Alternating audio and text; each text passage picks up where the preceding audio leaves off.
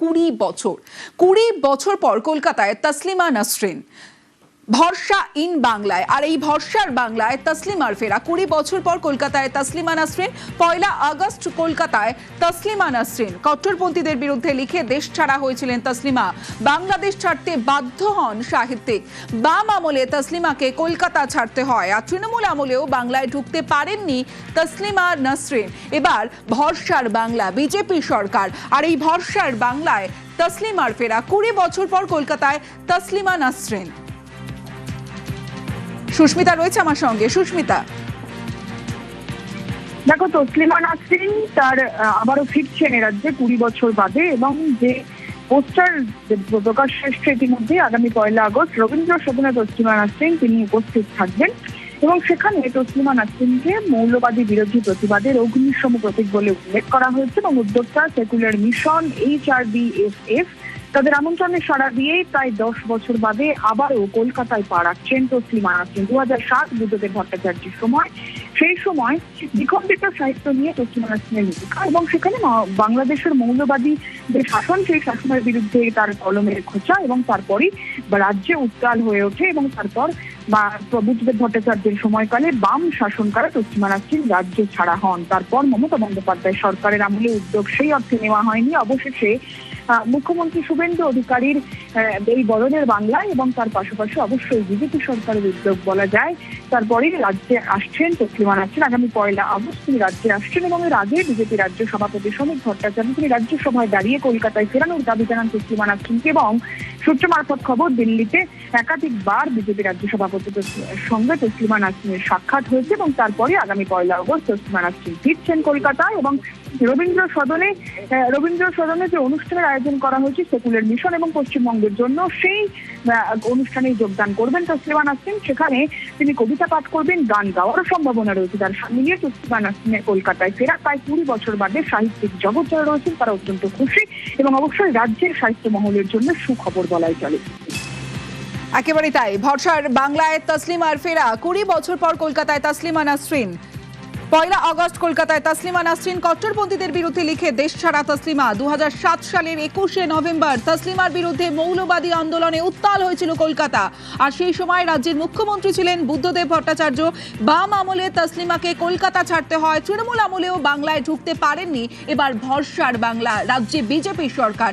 ভরসার বাংলায় এবার তসলিমার ফেরা।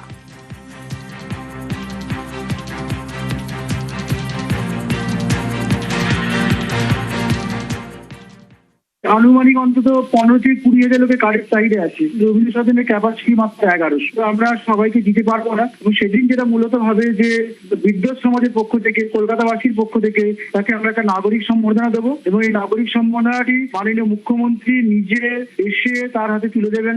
আমরা আমাদের অভিজ্ঞতা শেয়ার করবো, উনিও বলবেন তার নির্বাচিত জীবনে কিছু কথা, তিনি তার কিছু কবিতা পড়বেন, তার কবিতা কিছু গান হয়েছে সেই গান হবে।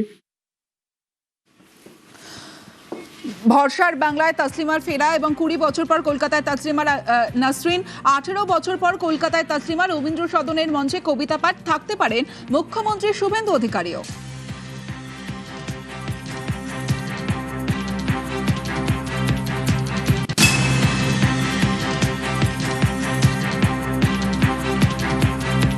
সুস্মিতা রয়েছে আমার সঙ্গে। সুস্মিতার সঙ্গে কথা বলবো। সুস্মিতা, যে সময় কলকাতা ছাড়তে হয়েছিল তসলিমা নাসরিনকে, তারপর বারবার আমরা দেখেছিলাম যে তার অভিমান প্রকাশ পেয়েছে, ফিরতেও চেয়েছিলেন। যে সময় তসলিমা নাসরিন কলকাতা ছাড়েন, তার দীর্ঘদিন আগে তাকে বাংলাদেশ ছাড়তে হয়েছিল, অর্থাৎ নিজের দেশ ছাড়তে হয়েছিল, এবং তারপর তসলিমা নাসরিনের কলকাতায় আসা, এবং কলকাতায় এসে তার নিজের দ্বিখণ্ডিত উপন্যাসকে ঘিরে কট্টরপন্থীদের বিরুদ্ধে লেখার কারণেই কলকাতায় যেভাবে টানাপোড়েন তৈরি হয়, বিক্ষোভ তৈরি হয়, এবং পরিস্থিতি উত্তাল হয়ে ওঠে, তারপর তাকে কলকাতা ছাড়তে হয়। অভিমান নিয়ে কলকাতা ছাড়ে তসলিমা নাসরিন, এবং তারপর দীর্ঘদিন ধরে বিভিন্ন জায়গা থেকে সরকারের কাছে বলা যায় যে অনুনয় বিনয় করা হয়, তা তসলিমা নাসরিন সাহিত্যিককে ফেরানো হয়, কিন্তু সেই অর্থে বাম সরকার কিংবা তৃণমূল কংগ্রেসের দীর্ঘ 15 বছরের সরকার কোনো সদর্থক ভূমিকা, কোনো সদর্থক সদর্থক পদক্ষেপ গ্রহণ করেনি। এবং অবশেষে তসলিমা নাসরিন তিনি ফিরছেন। এবং অবশ্যই বলার যায় যে শুভেন্দু অধিকারী মুখ্যমন্ত্রী হওয়ার আগে কিংবা এর আজকে বিজেপি ক্ষমতায় আসার আগে বিজেপি রাজ্য সভাপতি সমীর ভট্টাচার্য বারংবার রাজ্যসভার অধিবেশনে দাঁড়িয়ে বলেছেন তসলিমা নাসরিন কেন ফিরবেন না। এর আজকে তসলিমা নাসরিন যে কাজ করেছেন বা যে লেখা তিনি দীর্ঘদিন ধরে লিখছেন সেটা কখনোই কোনো সমাজ বিরোধী কিংবা কোনো সমাজের ক্ষেত্রে হানিকর এমন কোনো লেখা নয়। তিনি লিখছেন তাদের বিরুদ্ধে, কট্টরপন্থীদের বিরুদ্ধে, বাংলাদেশের মৌলবাদী যে শাসনকে অরাজকতা তার বিরুদ্ধে তিনি লিখেছেন। তার জন্য তার দেশ ছাড়া কিংবা তাকে কলকাতা ছাড়া করার কোনো যুক্তি বা কোনো যৌক্তিকতা নেই কিংবা কলকাতায় না ফেরার ক্ষেত্রে কোনো বাধা থাকতে পারে না। সেই কথাকেই বলেছেন আরো একবার এ রাজ্যে বিজেপি ক্ষমতায় আসার পর তার এ রাজ্যে আসা এবং এ রাজ্যে এসে তার যে পদক্ষেপ সেটা অত্যন্ত গুরুত্বপূর্ণ। এবং এখানেই তসলিমা নাসরিনকে ফেরানো এবং তসলিমা নাসরিন কলকাতা ফিরছেন আগামী 1 আগস্ট। এবং সেখানে 1 আগস্ট শুধু কলকাতা ফিরছেন এমন নয়, তসলিমা নাসরিন তিনি কলকাতা ফিরছেন এমন নয়, তিনি 1 আগস্ট। এই মুহূর্তে সিপিএম নেতা শতরূপ ঘোষ আমাদের সঙ্গে রয়েছেন। শতরূপ, 20 বছর পর কলকাতায় ফিরছেন তসলিমা নাসরিন। বাংলাদেশ ছাড়তে হয়েছিলেন অনেকদিন আগে 1994 সালে, বাম আমলেও তসলিমাকে কলকাতা ছাড়তে হয়, আর তারপরে 20 বছর পর ফিরছেন। উনি কলকাতায় ফিরছেন না, উনি কলকাতায় আসছেন। কলকাতাটা তো ওনার বাড়ি নয়, উনি কলকাতায় থেকেছিলেন একসময় কিছুদিন, উনি আবার কলকাতায় আসছেন 20 বছর পরে। ভালো কথা, ওনার আসছেন, তো আমি কি করতে পারি। কিন্তু যে সময় তাকে ছাড়তে হয়েছিল, কলকাতা উত্তাল হয়েছিল তার লেখাকে, এবং সেই সময় মুখ্যমন্ত্রী ছিলেন বুদ্ধদেব ভট্টাচার্য। তারপরে বামেরা তাকে ফেরানোর কোনো উদ্যোগ নেননি, তার কোনো কলকাতায় তারপরের থেকে আর এখনো পর্যন্ত তিনি আসেননি, 20 বছর পর আসছেন। দেখুন, তসলিমা নাসরিন তো বারবার করে বলেছেন যে উনি ভারতে থাকতে চান, উনি ভারতের নাগরিকত্ব চান। 2014 সাল থেকে ভারতে নরেন্দ্র মোদীর সরকার, মোদী যদি ভারতের সরকারের পক্ষ থেকে ওনাকে ভারতের সিটিজেনশিপ দিয়ে দিতেন, নাগরিকত্ব দিয়ে দিতেন, তাহলে তসলিমা নাসরিন ইচ্ছে হলে কলকাতায় থাকতেন, ইচ্ছে হলে মহারাষ্ট্র থাকতেন, ইচ্ছে হলে গুজরাটে থাকতেন, ইচ্ছে হলে দিলীপ ঘোষের বাড়ির ছাদে ঘর ভাড়া নিয়ে থাকতেন, কেউ তো বারণ করতে যেত না। তো মোদী সরকার কেন একদিন ধরে তসলিমার নাম করে রাজনীতি করছে কিন্তু তসলিমা নাসরিনকে সিটিজেনশিপ দিচ্ছে না, এটা তারাই বলতে পারবেন। তার জন্য তো কোনো বামফ্রন্ট সরকার কি, তৃণমূল সরকার কি, কংগ্রেস সরকার, অন্য কোনো সরকার, তাই না? এটা মোদী সরকার বলতে পারবে কেন ওরা নাগরিকত্ব দিচ্ছে না। নাগরিকত্ব দিয়ে দিক, কলকাতা শহরে উনি দরকার হলে প্রধানমন্ত্রী আবাস যোজনা একটা বাড়িও করে দিক, বাড়ি করে ঠাকুরকে পালন করতে যাবে। কিন্তু সেটাও করবো না, মাঝখান থেকে অন্যদের তাই নিয়ে রাজনৈতিকভাবে আক্রমণ করবো, এটা করা যায় না। আর আপনাকে এটা জানিয়ে রাখি যে বুদ্ধদেব ভট্টাচার্য মুখ্যমন্ত্রী থাকা বা তার আগে জ্যোতিবাবু মুখ্যমন্ত্রী থাকার সময় তসলিমা নাসরিন 1 দশকের ওপর কলকাতায় থাকতেন, কলকাতাতেই থাকতেন। তারপরে ওনাকে নিয়ে একটা গন্ডগোল এখানে হয়েছিল, যারা করেছিল তাদের মধ্যে কয়েকজন পরবর্তীকালে তৃণমূলের এমএলএ হয়েছে, ইদ্রিস আলী খালি এরকম কয়েকজন, আর কয়েকজন এখনো অব্দি, ইদ্রিস আলী মারা গেছেন বোধ হয়, আর এখন কয়েকজন এখনো জীবিত আছেন যারা এখন ভালো তৃণমূল হয়ে বিজেপির আশ্রয় রয়েছে। সুতরাং এখন ওইসব নিয়ে বলতে গেলে অনেক কথা চলে আছে। কিন্তু ঘটনা হচ্ছে বামফ্রন্ট সরকারের সময়ও তসলিমা নাসরিন ভারতে এবং পশ্চিমবাংলায় কলকাতায় থেকেছেন, দীর্ঘদিন থেকেছেন। একটা সময়ের পরে উনি কলকাতায় থাকেননি, কিন্তু ভারতের সরকার, মোদী সরকার যদি ওনাকে নাগরিকত্ব দিত, উনি 15 বছর আগে থেকে কলকাতার শহর থেকে ভারতের যে কোনো প্রান্তে থাকতে পারতেন। মোদী সরকার কেন নাগরিকত্ব দেয়, আমার ফোনটা রাখার পরে বিজেপির কোনো নেতাকে ফোন করে জিজ্ঞেস করতেন। শতরূপ, একটা বিষয় যে এমন গন্ডগোল কলকাতায় সেই সময় হয়েছিল যে যেখানে সেনা নামাতে হয়েছিল। হ্যাঁ, তো এমন গন্ডগোল তো কলকাতায় হয়েছে, সেখানে নামাতে হয়েছে। এমন গন্ডগোল পশ্চিমবাংলায় হয়েছিল যে সিংহনন্দী গ্রামে কারখানা করতে দেওয়া হয়নি। এমন গন্ডগোল কলকাতায় হয়েছিল যে আর কত কত সমস্যা কত সময় হয়েছিল, এ তো হয়েছিল। তো ভারতের কোন রাজ্য আছে যেখানে এমন গন্ডগোল হয়েছে যে সেনা নামাতে হয়েছে, এরকম ঘটনা ঘটেনি? ভারতের সব রাজ্যেই তো কখনো না কখনো এমন গন্ডগোল হয়েছে সেনা নামাতে হয়েছে। তাতে কলকাতার এখানে আলাদা কি আছে? এখানে বিজেপি সরকার যেখানে আছে সেখানে কখনো সেনা নামাতে হয় না? বেশ, অনেক ধন্যবাদ আপনাকে। ভরসার বাংলায় তসলিমার ফেরা, 20 বছর পর কলকাতায় তসলিমা নাসরিন, আর তসলিমাকে ফেরানো নিয়ে রাজ্যসভায় সরব হয়েছিলেন সমীক ভট্টাচার্য।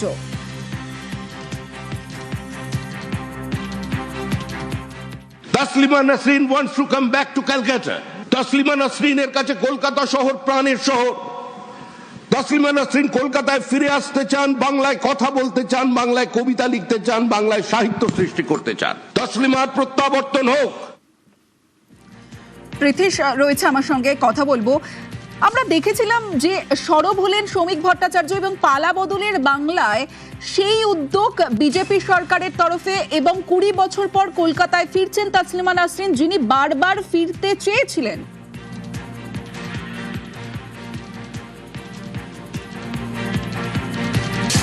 প্রীতিশ, শোনা যাচ্ছে?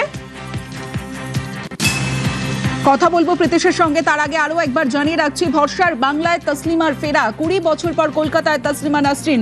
2007 সালের 21শে নভেম্বর এবং 2026-এর 1 আগস্ট কলকাতায় তসলিমা নাসরিন, যেখানে অনুষ্ঠান রবীন্দ্র সদনের মঞ্চে কবিতা পাঠ, আর সেখানে থাকতে পারেন মুখ্যমন্ত্রী শুভেন্দু অধিকারীও।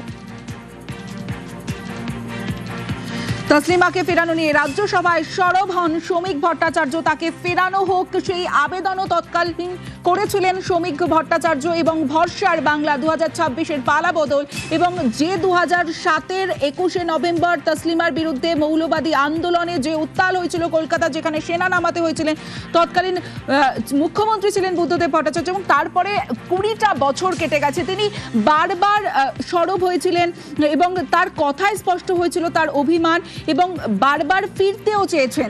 এবার 20 বছর পর কলকাতায় ফিরছেন তসলিমা নাসরিন।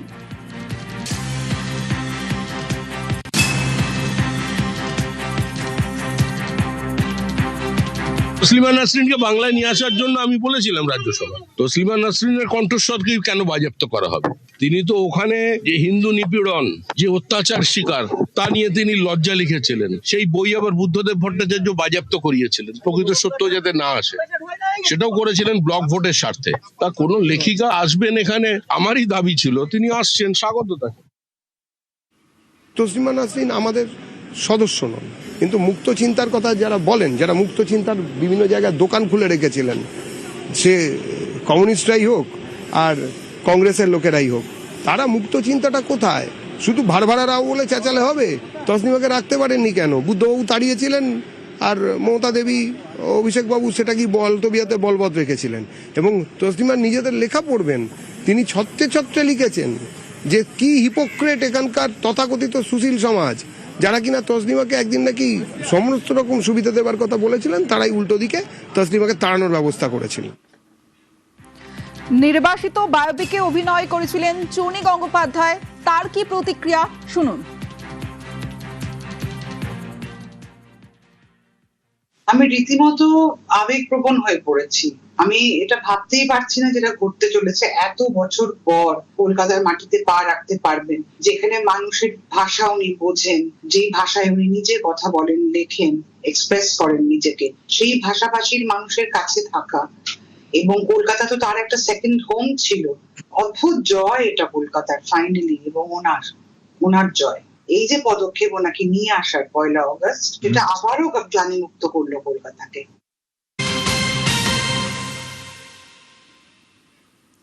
2007-এর ঘটনা, 2026 সাল, 19 বছর পর সিবিআই জালে এবার খুনি। 19 বছর আগে ব্যারাকপুরে স্বর্ণ ব্যবসায়ী খুন, এবার সেই ঘটনায় মূল জালে খুনি। 19 বছর পর সিবিআই জালে খুনি। 2007-এর ঘটনা এবং 2007-এর পর 2026 উত্তরপ্রদেশের গোরক্ষপুর থেকে গ্রেফতার করা হয়েছে স্বর্ণ ব্যবসায়ী সুকান্ত ঘোষ খুনে গ্রেফতার খুনি। 2007 সালে সিবিআই তদন্তের নির্দেশ হাইকোর্টের। 19 বছর পর ব্যারাকপুরে স্বর্ণ ব্যবসায়ী খুন। 19 বছর আগে স্বর্ণ ব্যবসায়ী খুন এবং সেই খুনের ঘটনায় এবার 19 বছর পর সিবিআই জালে খুনি স্বর্ণ ব্যবসায়ী সুকান্ত ঘোষ খুনে গ্রেফতার।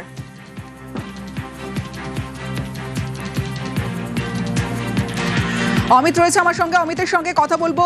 অমিত, 19 বছর পর জালে খুনি, 2007-এ সিবিআই তদন্তের নির্দেশ, ঠিক কি ঘটেছিল এবং কিভাবে গ্রেফতার?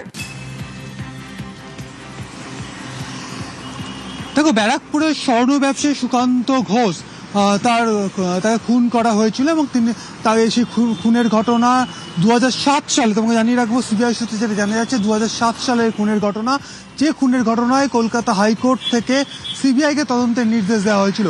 সিবিআই তদন্তভার হাতে পাওয়ার পর 2010 সালে এবং 2011 সালে একটি চার্জশিট এবং একটি সাপ্লিমেন্টারি চার্জশিট তারা দাখিল করেন আদালতে, এবং সেখানে শিবকুমার সিংহ সহ 3 জনের বিরুদ্ধে চার্জশিট দেওয়া হয়েছিল।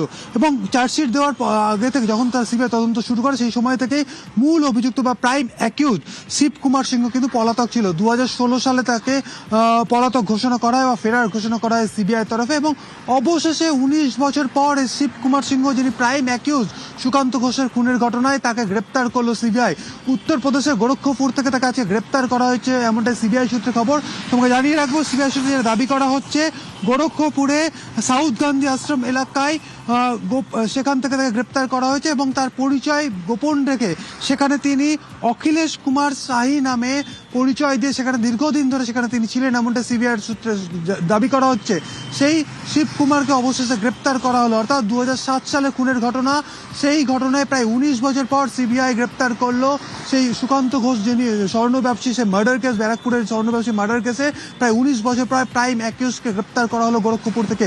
গোরক্ষপুরে তিনি নাম পরিচয় বদলে সেখানে অখিলেশ কুমার শাহী নামে এই নামে সেখানে থাকছিলেন, এমনটাই সিবিআই সূত্রের দাবি। অবশেষে তাকে গ্রেপ্তার করলো সিবিআই এবং তাকে ট্রানজিট রিমান্ডে পশ্চিমবঙ্গে নিয়ে আসা হবে এবং তাকে পরে সিবিআই আদালতে পেশ করা হবে। কিভাবে গ্রেফতার করা হলো এই শিবকুমার সিংকে আরো একবার জানতে চাইবো অমিত তোমার কাছে।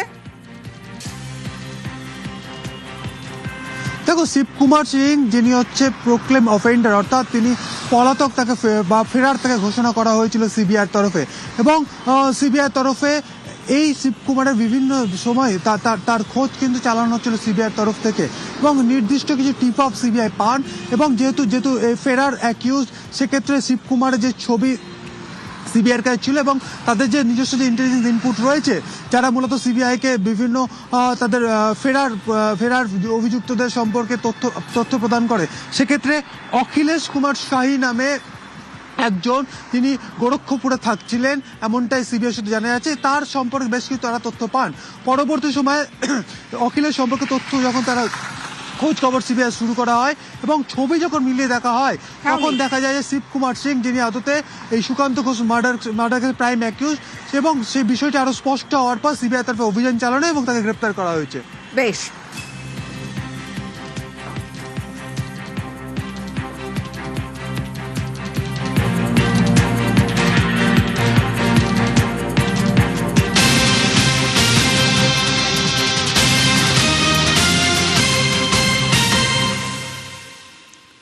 এবার দুবরাজপুরের খবরের দিকে নজর রাখতেই হবে, কারণ দুবরাজপুরে আরো এক তৃণমূল নেতাকে গ্রেফতার করা হলো। তৃণমূল নেতা প্রাক্তন তৃণমূল কাউন্সিলরের স্বামী, আর প্রাক্তন তৃণমূল কাউন্সিলরের স্বামীকে গ্রেফতার করা হলো, যার বিরুদ্ধে একাধিক অভিযোগ রয়েছে, এবং শুধু মারধর নয়, মারধর সহ একাধিক অভিযোগ, এবং শুধু তাই নয়, ভোট লুটেরও অভিযোগ রয়েছে। দুবরাজপুরে আরো এক তৃণমূল নেতা গ্রেফতার, প্রাক্তন তৃণমূল কাউন্সিলরকে গ্রেফতার করা হয়েছে, কাউন্সিলরের স্বামীকে গ্রেফতার করা হয়েছে। দুবরাজপুরে আরো এক তৃণমূল নেতা গ্রেফতার। সুপ্রতিম রয়েছে আমার সঙ্গে, সুপ্রতিমের সঙ্গে কথা বলবো। সুপ্রতিম, প্রাক্তন তৃণমূল কাউন্সিলরের স্বামীকে গ্রেফতার করা হলো, একাধিক অভিযোগ, ঠিক কি কি অভিযোগ রয়েছে এই প্রাক্তন কাউন্সিলরের স্বামীর বিরুদ্ধে? দেখো, এই যে তৃণমূল কাউন্সিলর দুর্গাপুরের 2 নম্বর ওয়ার্ডের সদ্য প্রাক্তন তৃণমূল কাউন্সিলর বুলটি চক্রবর্তী, তার স্বামী এই কল্যাণ চক্রবর্তীকে পুলিশ কিন্তু ফের গ্রেপ্তার করলো। কারণ হচ্ছে কি, 9 জুন তাকে একবার গ্রেপ্তার করা হয়েছিল, তখন কিন্তু তার বিরুদ্ধে অভিযোগ ছিল যে 2002 সালে ওই পুরসভারই 2 নম্বর ওয়ার্ডে বিজেপির পোলিং এজেন্ট চন্দ্রশেখর গুপ্তকে মারধর করেছিল, এবং তখন তিনি দুর্গাপুর আদালতে তোলার পর তিনি জামিনও পায়। কিন্তু আবার তাকে নতুন করে গ্রেপ্তার করা হলো, তার কারণ হলো তার বিরুদ্ধে আরেকটা অভিযোগ পাওয়া গেছে যে 2022 সালে পুরসভা ভোটের সময় 3 নম্বর ওয়ার্ডে ভোট লুট করেছিল, মারধর করেছিল, এবং শিলতানির অভিযোগ রয়েছে তার বিরুদ্ধে, এবং এই অভিযোগেই কিন্তু তাকে গ্রেপ্তার করা হয়েছে। বেশ, পাশাপাশি গোঘাটের দিকেও নজর রাখতে হবে। গোঘাটে গ্রেফতার দাপুটে তৃণমূল নেতা ফরিদ খানকে গ্রেফতার করা হয়েছে। অপরূপা পোদ্দার, নির্মল মাঝি ঘনিষ্ঠ এই নেতা গ্রেফতার। শুভদীপ রয়েছে আমার সঙ্গে, শুভদীপের সঙ্গে কথা বলবো। শুভদীপ, একাধিক অভিযোগ, ঠিক কি কি অভিযোগ রয়েছে দাপুটে তৃণমূল নেতার বিরুদ্ধে যাকে গ্রেফতার করা হয়েছে? দেখো, গোঘাটের নেতা ফরিদ খান দীর্ঘদিন ধরেই প্রভাবশালী বলেই এলাকায় পরিচিত। তার বিরুদ্ধে এলাকায় অশান্তি এবং মারধর, তোলাবাজি, নানা অভিযোগ করা হয়েছে, এবং এর আগে ভোটের ফল প্রকাশের পর কিন্তু তার বাড়ি থেকে 500 মিটার দূরত্বে হাত কামান এবং বস্তা ভর্তি বারুদও উদ্ধার করে পুলিশ, এবং তারপর থেকেই তিনি পলাতক ছিলেন। এর আগেও তাকে আরামবাগের প্রাক্তন সাংসদ অপরূপা পোদ্দারের সঙ্গে দেখা গেছে বিভিন্ন সভা, অনুষ্ঠান, কর্মসূচিতে। এর পাশাপাশি 2026 সালে যে গোঘাটের তৃণমূল প্রার্থী ছিলেন নির্মল মাঝি, তার সঙ্গেও কিন্তু তাকে সামনের সারিতে একেবারে দেখা গেছে। এবং দীর্ঘদিন ধরেই এলাকার মানুষ দাবি তুলছিলেন যে এই দাপুটে তৃণমূল নেতা ফরিদ খানকে গ্রেপ্তার করা হোক। অবশেষে উত্তর দমদম এলাকা থেকে গোঘাট থানার পুলিশ তাকে গ্রেপ্তার করেছে এবং এদিন তাকে আরামবাগ মহকুমা আদালতে তোলা হয়েছে। তমস্তি। বেশ।